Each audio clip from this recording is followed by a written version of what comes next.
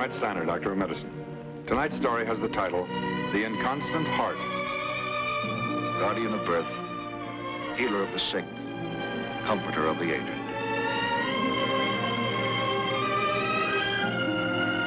And the qualities of the worthy physician are three: the eye of an eagle, the heart of a lion, the hand of a woman.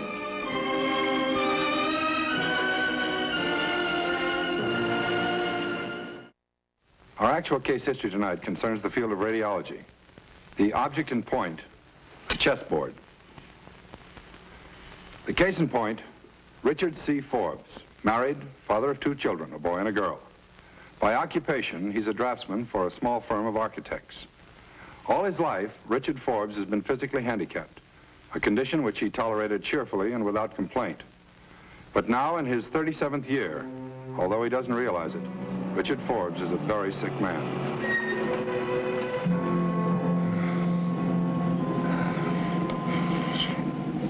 When Daddy comes home, can I go out and play? We'll see. Oh, there he is now. Here, Jim. Here. You take this out to him. I'll be right along. I won't be a minute. All right. Now, be careful. Don't spill it now.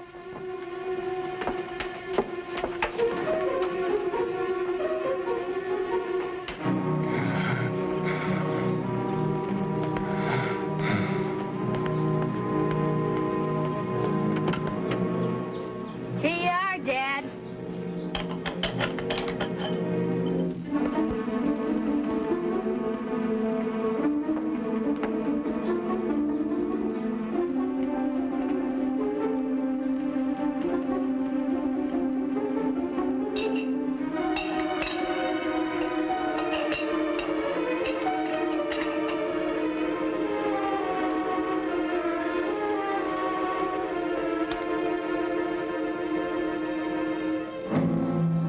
Thank you, Prince Valiant. I shall personally recommend you for the round table.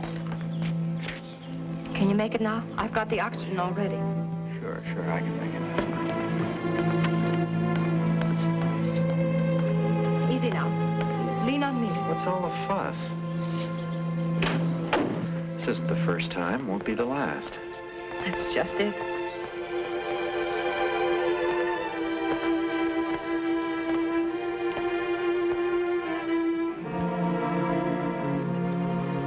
Great stuff. Want a whiff? That's the 3rd tank this week. Oh? I thought it was only 2. That's what it used to be. Before that, it was only 1. Well, it's just a spell, weather or something. It'll pass. Dick. Mm-hmm. I want to call a doctor. Oh, no, honey. What's the use of going through all that again? What's the harm? Just to ask. But there's nothing they can do. You know it and I know it. If I've heard it once, I've heard it 100 times. When was the last time you heard it? It is a long time ago, but not long enough. Maybe there is something they can do. They're always finding something new. I was talking to Kate Dunham only yesterday, and she said that... That bird brain. Her advice we really need.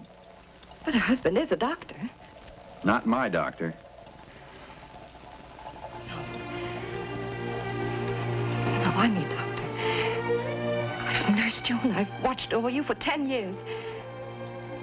And I don't want to lose a patient. Especially when I happen to be married to her.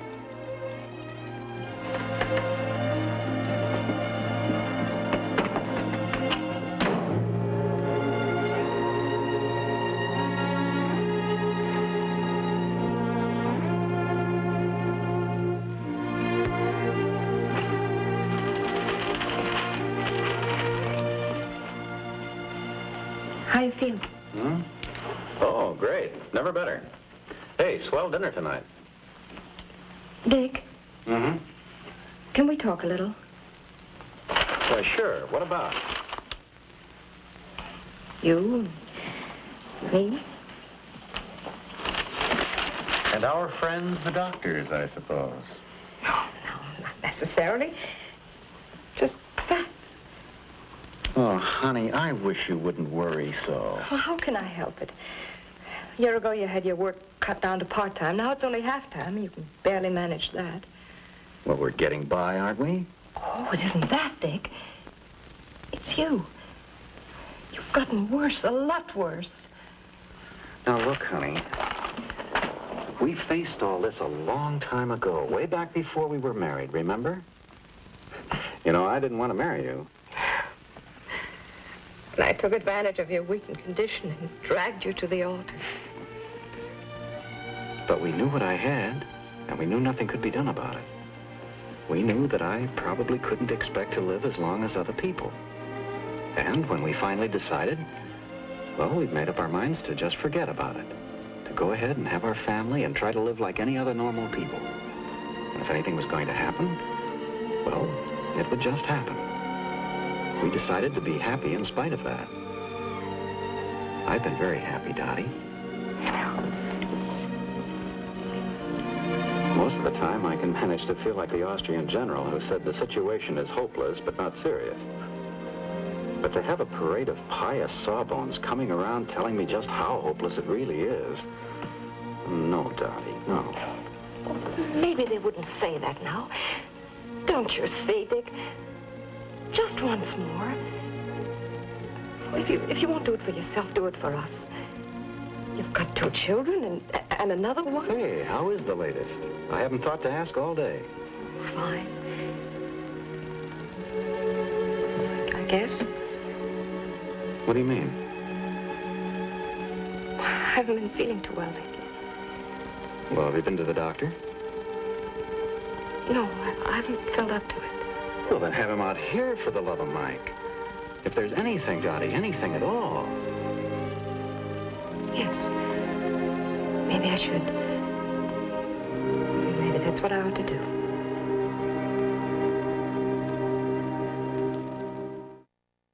Watch that diet, do you hear? Oh, I will, all right. How is she? Oh, fine, just fine. Dr. Stevens, this is my husband. How do you do, Doctor? Hello. Excuse me for not getting up. Sure. I was just going through a game here between Lasky and Voronov. Havana, 1920. Went 9 hours to a drawn game. Oh, you play chess? Some. Yes, I remember. Voronov was quite conservative. One reason why he was good, of course. Do you mind? Go ahead.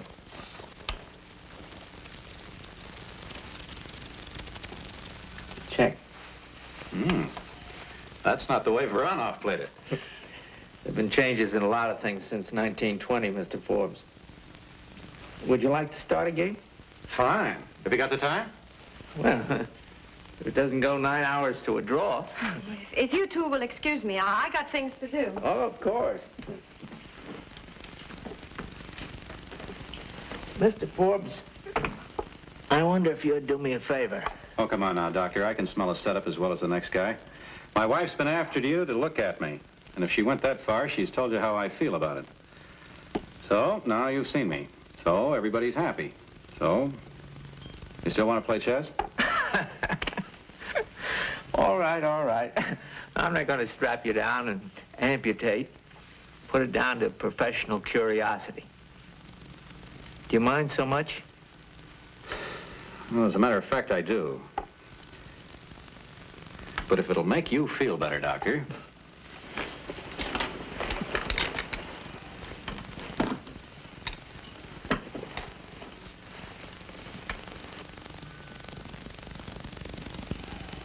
You know, I can tell you as much as...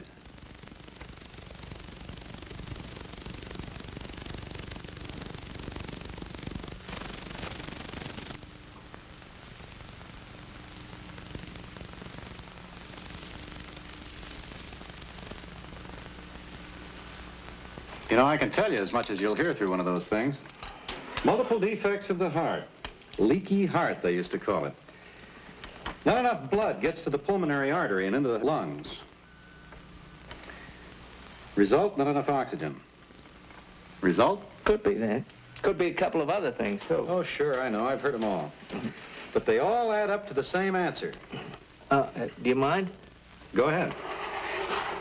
But there isn't one blessed thing you or anybody else can do about it. Who told you that, Mr. Forbes? Every doctor I've ever seen.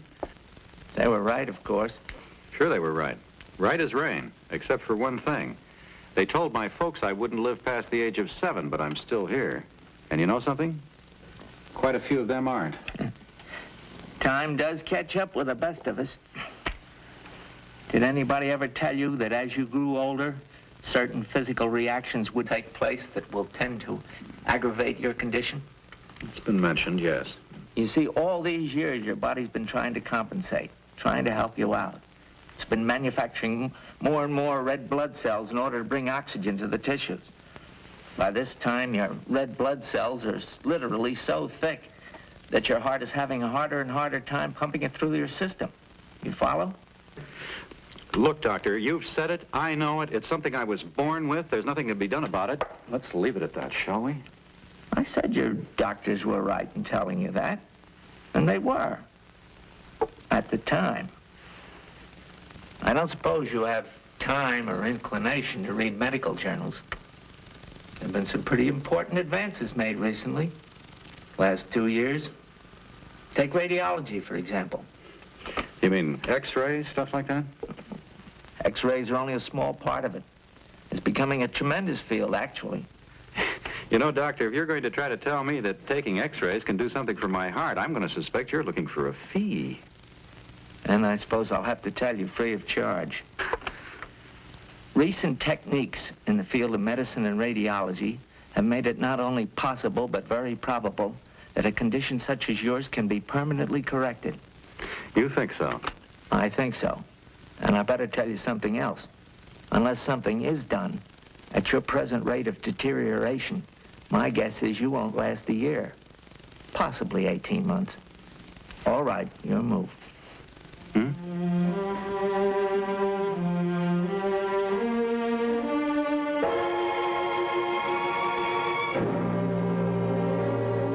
Dr. Martin. Dr. Martin. Look, I've lived with this thing for a long time. And I quit hoping years ago. I had to. I didn't dare to hope. I don't dare to even now. Well, why don't we hear what Dr. Santana has to say, Dick? If it's going to be one of those 10-to-1 shots, Doctor, it's no go. I'd rather take my chances on the 18 months or whatever it is you say I've got left. I've gone along that way so far, and I've been pretty lucky. I don't want to play Russian roulette on some operating table. Dick. I understand your point of view perfectly, Mr. Forbes. If I'd had your experience, I think I'd feel the same way. How about, as a starter, would you like to look around the shop? Yes, I would. Well, if you folks will excuse me, I'll check with you later, Doctor. Dr. Stevens? Thanks. I'll check with you, too.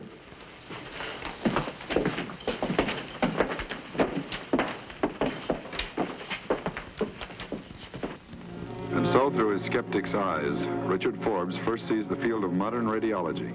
The so-called seeds and needles containing minute quantities of radioactive substances which can be introduced directly into diseased tissue.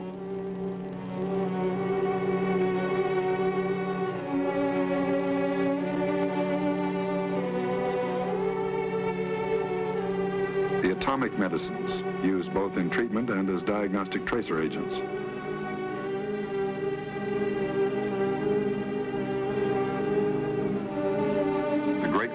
Volt X-ray machine capable of penetrating to deep-seated areas of malignancy.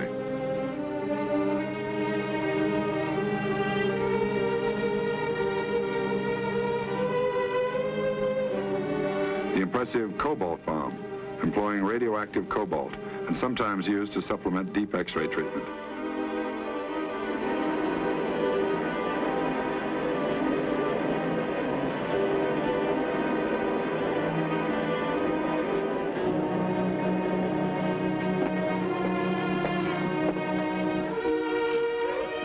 On the diagnostic side, he sees the many and varied applications of radiological detection. The cintoscaler used to check the function of the thyroid gland, operating like a Geiger counter to record the size and condition of the thyroid gland.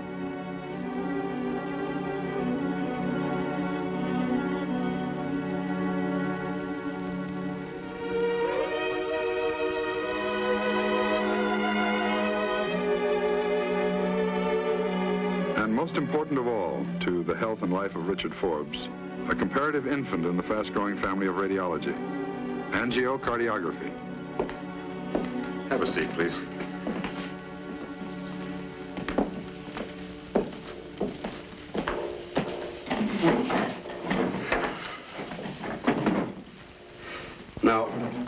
want to tell you exactly what we propose to do in your case and why we propose to do it.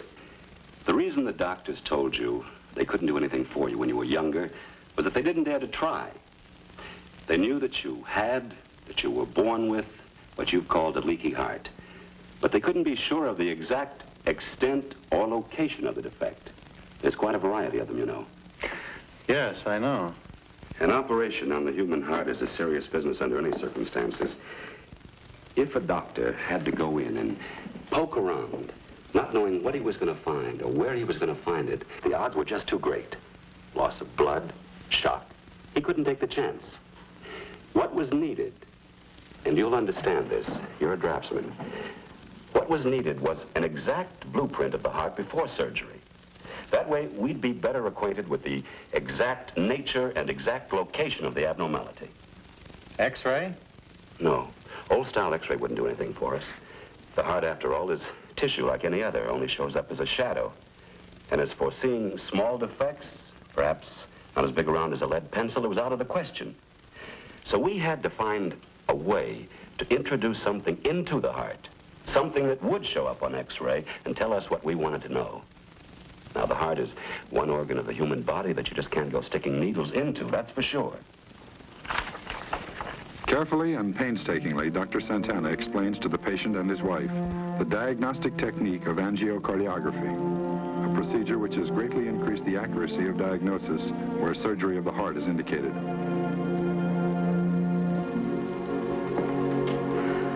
So, that's what we want to do to you. Well, I guess we'll just have to buy it, huh?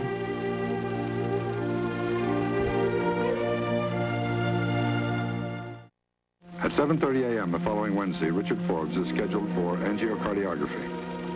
Present are Drs. Stevens and Santana, Dr. Finlay Carter, a cardiologist, an attending nurse, an X-ray technician. A local anesthetic has been administered. The field is the middle left arm. No general anesthetic is needed. The patient will be conscious during the entire course of the operation. Feel anything? Not a thing. Bet you $1 cigar you won't from now on either. Oh, I'm not allowed to smoke, remember? Better take him up on it. Maybe you will be by the time we get through. One of the cubital veins is dissected free for about 1.5 inches of its length. It is tied off at the far end and a small opening is made in the vein.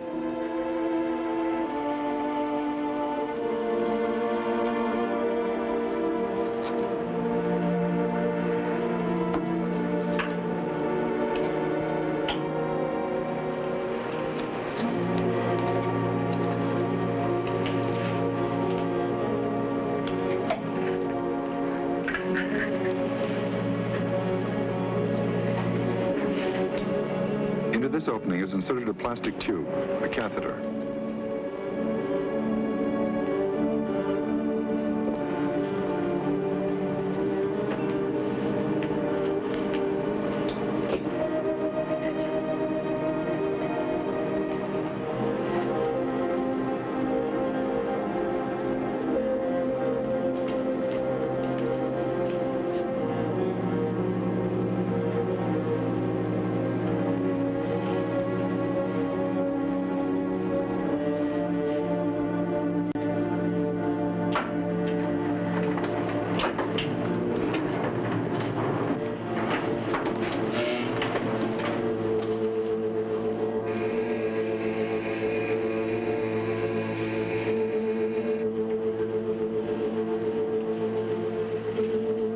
Its passage upward through the veins, the catheter is under constant observation fluoroscopically.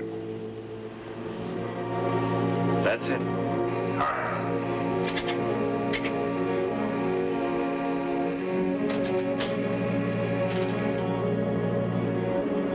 It is passing through the axillary vein in the upper arm, entering the subclavian in the shoulder. The catheter is entering the superior vena cava, the great venous channel directly above the heart, into which all the veins in the upper half of the body eventually empty. All right, a little more. The catheter has entered the right atrium, first of the 4 chambers of the heart. It will be kept there throughout the remainder of the examination. That's it.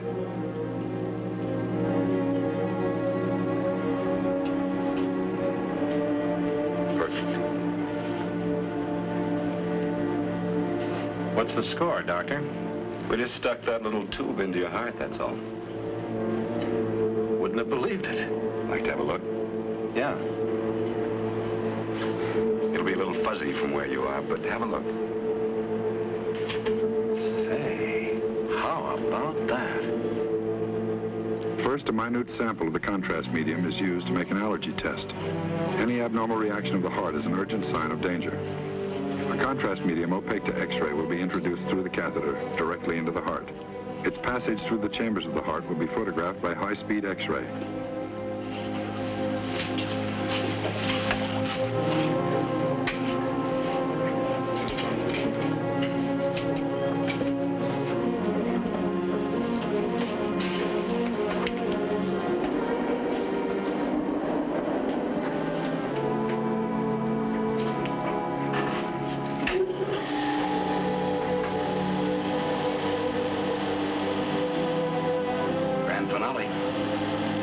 I'm ready if you are.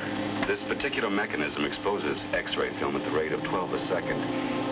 It'll sound a little like a machine gun when it goes off, so don't want to scare you. All right.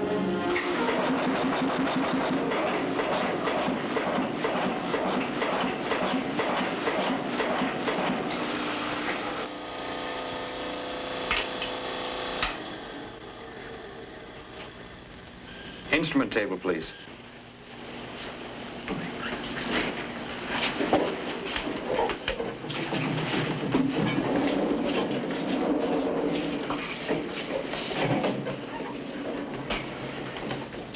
Well, that's it. We'll have the films in about 4 hours, and then we'll know the score. What about that little tube of yours, Doctor? Don't you want it back, or do I get to keep it? Already got it.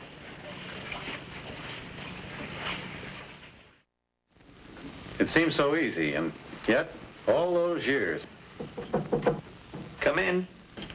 Morning, Doctor. Morning. Forbes. Forbes, how do you feel? Well, it all depends, Doctor. How does our scorecard read? Pretty good. Here, take a look at it. This is the pulmonary valve right here, which leads from the heart to the lungs. Now, here's the cause of your trouble right here at these 2 points. It's referred to as pulmonary valvular stenosis. There's a constriction at the valve hindering the flow of blood to the lungs. There's also this septal defect right here. I see. Tell me, Doctor, if I take a chance on this surgery, what are the odds? Well, I don't like to talk about odds. Makes me sound like a horse player. Heart operation's always serious. But from what we know now, I'd say your chances are good. Very good. And if I don't take a chance on this surgery? Well, I think we talked about that before.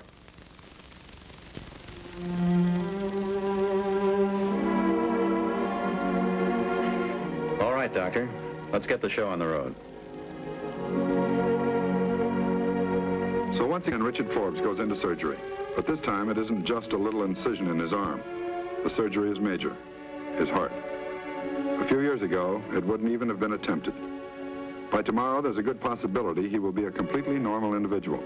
First day of true health he has ever known in his life.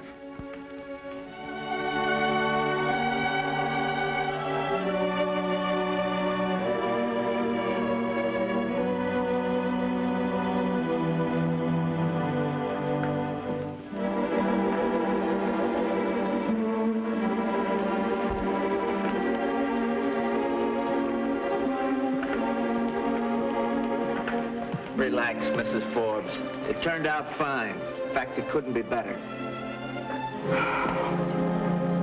I think tomorrow you'd better come in and see me.